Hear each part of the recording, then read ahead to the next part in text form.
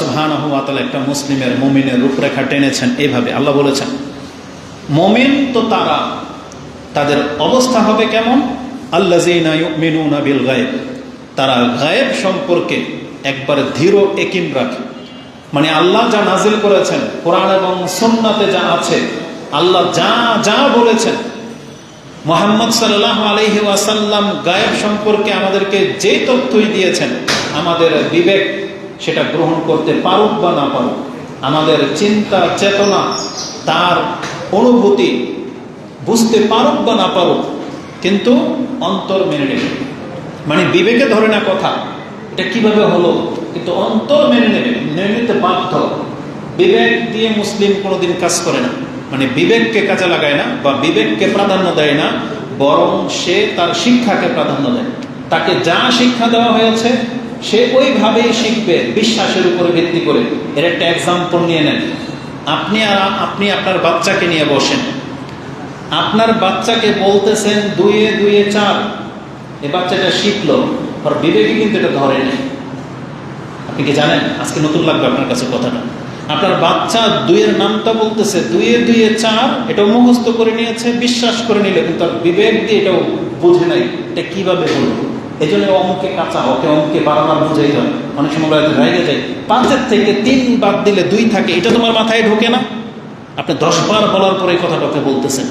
আপনার জন্য এত সহজ, কিন্তু ওর জন্য এত সহজ না কেন? ও বুঝতেছে না কিভাবে হয়, আটকে যায়। তার মানে তারপরেও যখন দ্বিতীয় দিন ওকে জিজ্ঞেস করবেন 2 দিয়ে কত, ও নির্দ্বিধায় বলে দেবে 4। ও কিন্তু বোঝে নাই, কিন্তু মেনে নিল কেন? আপনার কারণে, যেটা আমার বাবা বলেছে, আমার মা বলেছে, এটাই নিয়ম, এটাই ঠিক। তার মানে বিবেক অনেক সময় অনেক কিছু বোঝে না, কিন্তু আমরা মুখস্থ করে নেই, আমাদের টিচাররা বোঝায়, আমরা মেনে নেই। এটা হচ্ছে বিশ্বাস, এটা হচ্ছে ঈমান। কারণ যে আমাকে তথ্যটা দিচ্ছে তিনি হচ্ছেন মুহাম্মদুর রাসূলুল্লাহ সাল্লাল্লাহু আলাইহি ওয়াসাল্লাম। যেই কথাটা আছে কোথায়? কোরআনে। তার মানে আমাদের রবের কালাম। আমার বিবেক ধরুক আর না ধরুক, আমার এই সূত্র মেনে নিতে হবে। আল্লাহ সুবহানাহু ওয়া তাআলা বলেছেন মুমিনরা গায়েবে বিশ্বাসী, তারা যে কোনো গায়েবের তথ্য সম্পর্কে তাদেরকে যা দেওয়া হবে নির্দ্বিধায় তারা মেনে নেবে। কারণ কথাটা যখন মুহাম্মদ সাল্লাল্লাহু আলাইহি ওয়াসাল্লামের মুখ থেকে বেরিয়েছে, কথা আর হেরফের হওয়ার কিছু নেই। এটা খুতবা চলতেছে, খুতবা। এটা কি চলতেছে? প্রবলেম কি? এটা খুতবা। আপনি আজকে আপনার নেকি হারিয়েছেন। যে কোনো ব্যক্তি, যে কোনো প্রবলেম হোক, আপনি মুখ খুলতে পারেন না।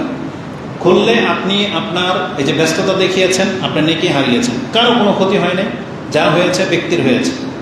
আবারও স্মরণ করিয়ে দিলাম, এটা খুতবা। আর বিশেষ করে মাইন্ড করেন না, আমি বহুবার বলেছি, আমি কাউকে ভয় পাই না যে আমাকে না করে দেবে যে কবরস্থানের মসজিদের মতো বিচার টাকাবেন, এর ধারধারি না। আপনাদের ফরাজে কান্দা সম্পর্কে রিপোর্ট আছে, আপনাদের মহিলারা খুব বেশি পেচাল করে। এই মসজিদ আলহামদুলিল্লাহ কিছু কমেছে, আপনাদের বড় মসজিদে অনেক পেচাল করে মহিলারা। যারাই আসে ঘর থেকে কে মুড়ি নাকি বানাই নিয়ে আসে, মুড়িও খায়। সুবহানাল্লাহ। এটা মসজিদ, এটা ওই ফরাজি কান্দার আহলে হাদিস দেখানোর জায়গা না।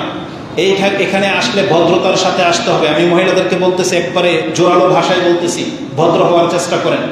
বরং এটা ওই মক্কার লিডারদের মতো না, যে মক্কার ঘরের খাদেমরা যা খুশি তা করতো, যার সাথে তার সাথে না। এটা হচ্ছে ঈমান আমলের ব্যাপার।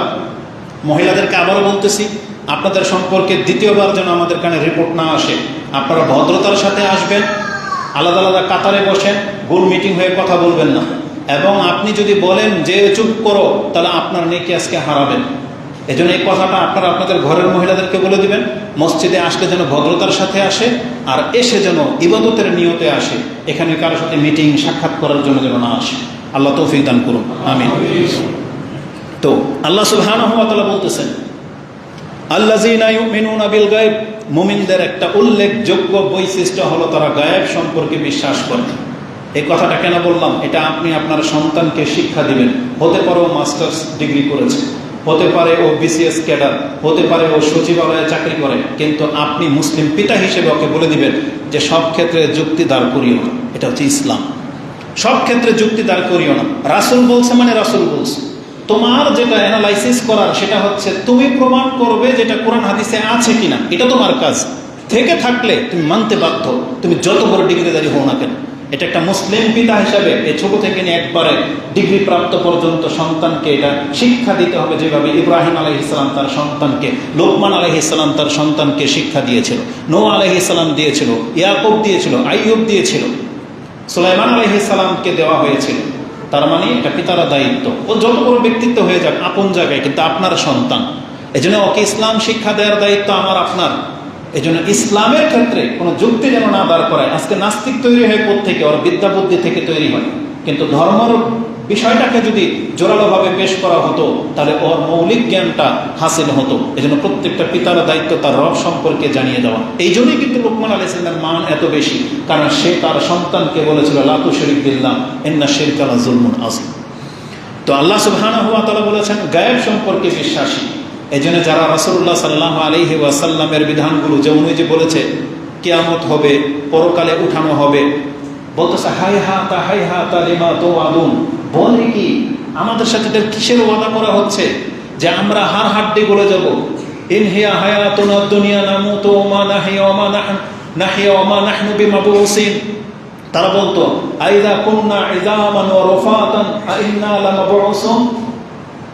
তারা বলতো ওয়াকালু আইযা কুননা দালালান, আমরা ডাইং হয়ে যাব, পাসিং হয়ে যাব, মানে একবারে মাটির সাথে মিশে গলে যাব, তারপর আমাদেরকে উঠানো হবে। বলে কি? তার মানে গায়েবের খবর। কিন্তু যারা মেনে নিতে পারেনি ব্যর্থ হয়েছে, কিন্তু যারা মেনে নিতে পেরেছেন সফল কাম হয়েছে। এই জন্য যুক্তি দিয়ে সবকিছু চলে না। রাসূল বলেছেন সূর্য আরশের নিচে যায়, আবার আল্লাহ তাকে অনুমতি দেয়, আবার সে উদিত হয়। একবার আল্লাহ বলবে না, এবার আবার ফিরে যাও, তখনই পশ্চিম দিক থেকে উদিত হবে।